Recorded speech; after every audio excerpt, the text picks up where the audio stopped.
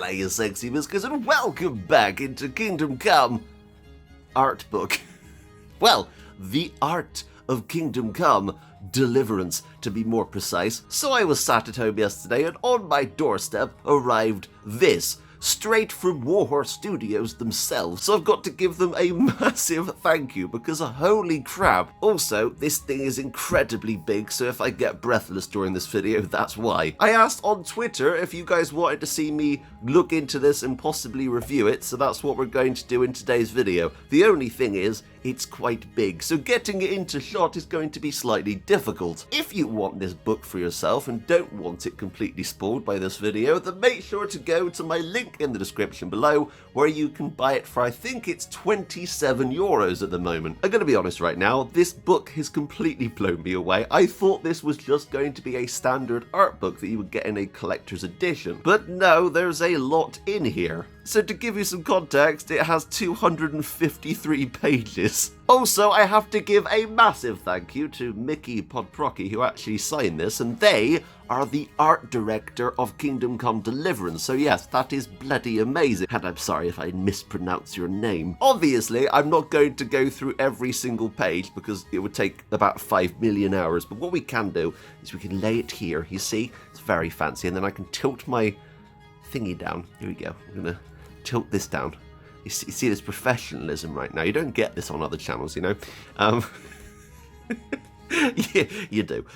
You get a lot more on other channels. So the first thing I want to do is look at the contents, because holy crap, there's a lot in here. And this also includes all of the DLC as well, which is amazing, because this book was only released, I think, on the 5th of August. So we have Prologue, interview with Daniel Vavra, we have Game Worlds, Skalitz, Townberg, Ratai, Newhoff, Ushitz, Ledechko, Merryhead, Samapesh, Sasau, Rovna, Biscuit Down. You see that? That translates to Biscuit Down. That's great. And we got Vranik. We've also got characters, arms and armor, which is really interesting. We've got a user interface, visual identity, gallery DLCs, and of course we've got all the DLCs down there, and we've also got a interview with Mickey Podprocky, which is awesome. So if you are looking for an in-depth look into the art and background of Kingdom Come Deliverance, this gives you everything. Before we fully delve into this, I want to give a massive thank you to Sir Tobi, who was the one who sent it. So thank you, Sir Tobi. And in return,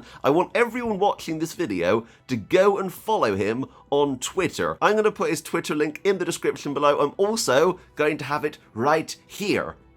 Huh? Fancy. I'm so good at editing, me. Go tell him he has a lovely beard or something, I don't know. So what we're going to do first, I'm going to read the prologue. Yeah, this is a prologue for an art book. Holy crap, this is massive. You have in your hands an art book that comprises the most extensive compilation yet of concept art and designs for the game Kingdom Come Deliverance.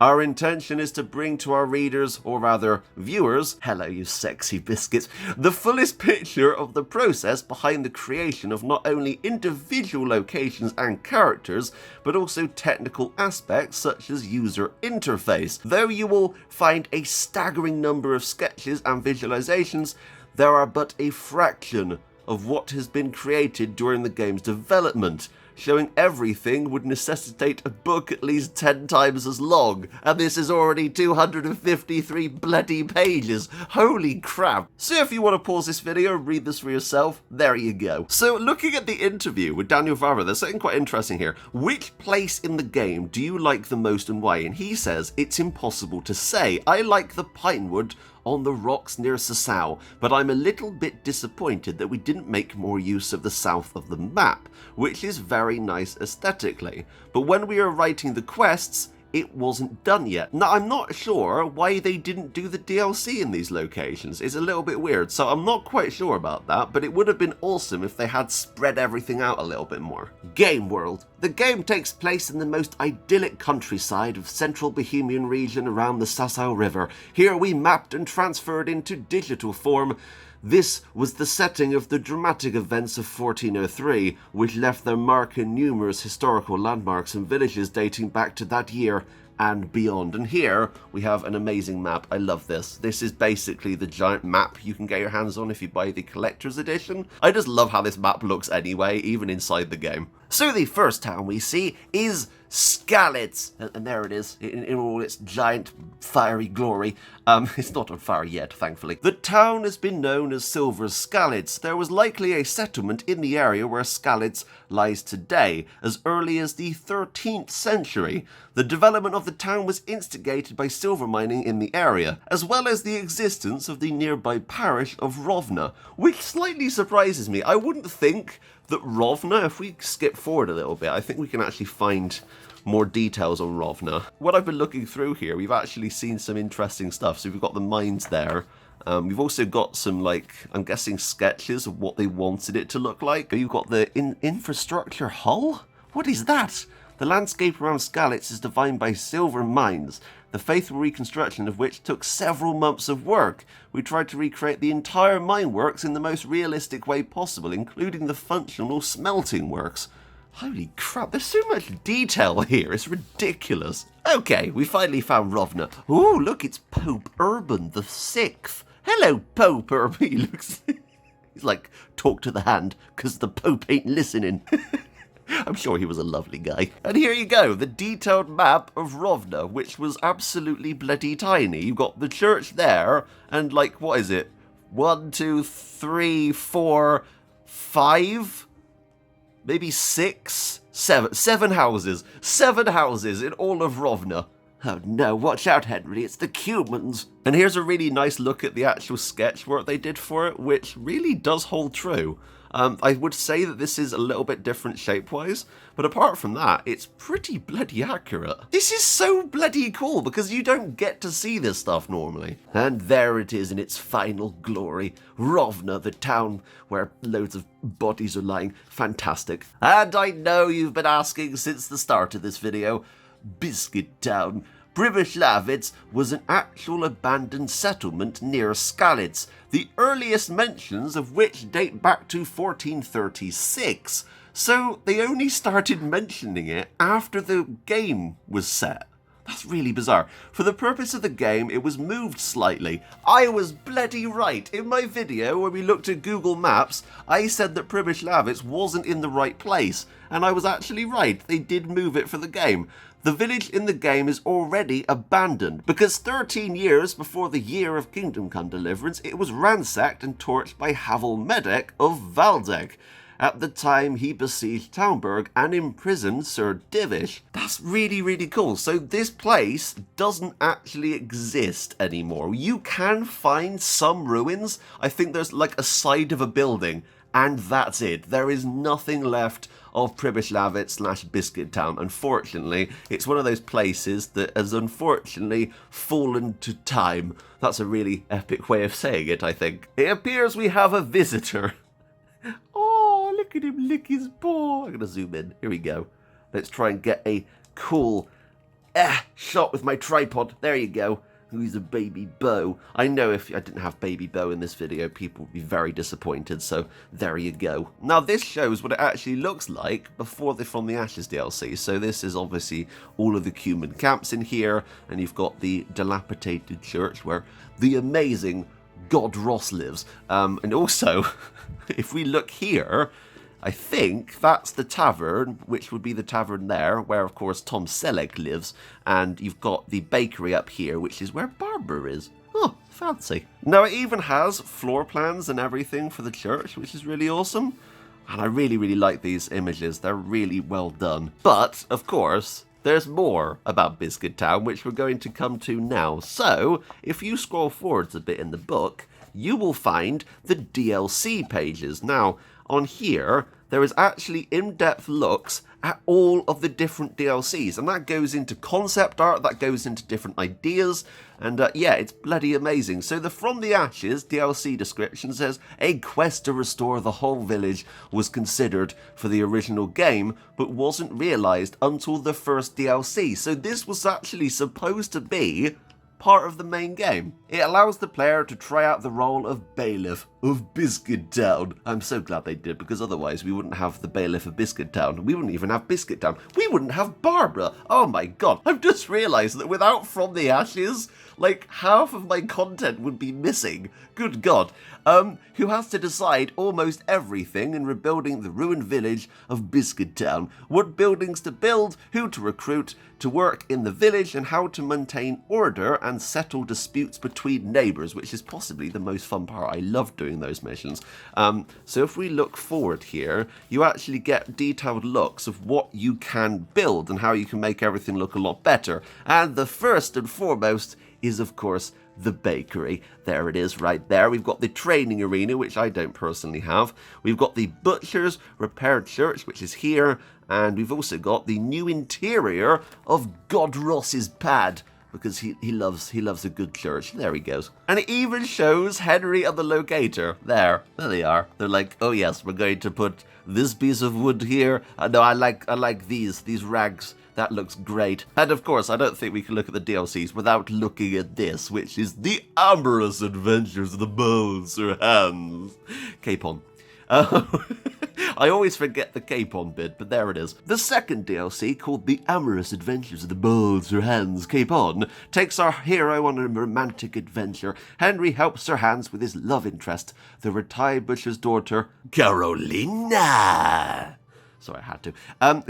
It's up to our hero to bring it all to a happy end. This downloadable content is released alongside the Tournament DLC, in which you can put your combat skills to the test. This is like a history lesson. I love this. It's only a year ago, right, that this came out? Good God, that's gone quickly. Okay, we've also got a picture of Carolina. Right here, fragrant Carolina, the butcher's daughter, who catches the eye of the bold Sir Hans. The voice actress for her is also the voice actress for Johanka, which is a very random fact. There you go. We've also got the Band of Biscuits DLC. We've also got a quite scary picture of Kuno, who's just like, you better leave a like on this video, or I'll set bow on you. There you go. We've also got a picture of the Dangler, who I hate. I hate the Dangler. He's a douche canoe. And it even shows the different armor designs they had, which is really, really awesome. And this is even update enough to have the Woman's Lot DLC. So here we go. Skallets in Flames. It's a sad day right there. We got the design of Samuel. There he is, with his yellow pants. We've got the concept of Teresa's festive dress. She doesn't look like Teresa, right? Am I mad? Her face looks different. But yeah, that looks really nice actually. That's almost similar to the one I was going to be getting my hands on in the last video, but unfortunately, I lost to Not Tom Selleck at DICE. I'm so happy right now. We've also got the map of Skallets and environments for the Woman's Lot DLC. So yeah, you've got obviously Skallets up here, and you've got the mining area down here, which takes a big role in the Woman's Lot DLC. One of the most fascinating parts of this book is the user interface section, which shows like the early stages of how they made the menus and stuff, which I did not expect to be in here, because holy crap, this looks awesome. So here we have the first picture of the inventory of how it was supposed to look like, I'm guessing back in the alpha, and holy crap, this looks awful. I'm so glad they changed it. We've obviously got a Ark Survival Evolved looking guy here. His name is Hans, and he is a butcher of beetroots. I don't know. He has a sword, which you can see there, called the Sword of Effing Doom. Where the hell is that sword in the game? And if it exists, please let me know. So moving down, we get a little bit closer to what it looks like now, and we've obviously got the different menus and stuff. I love the big bold buttons of the different colors of the Xbox controller. We've still got that sword.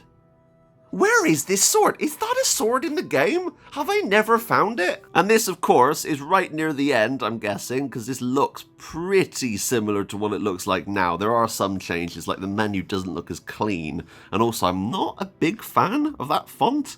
Is that the font we have? I don't think so. But still, there it is. The Sword of Effing Doom. Where is this sword? It's a mystery. And the last one shows a trading menu. And again, we have the Sword of Effing Doom. I'm noticing that this sword has 999 of everything. I'm assuming that this is a god weapon that the devs used. And we've got the shitty blade of crap.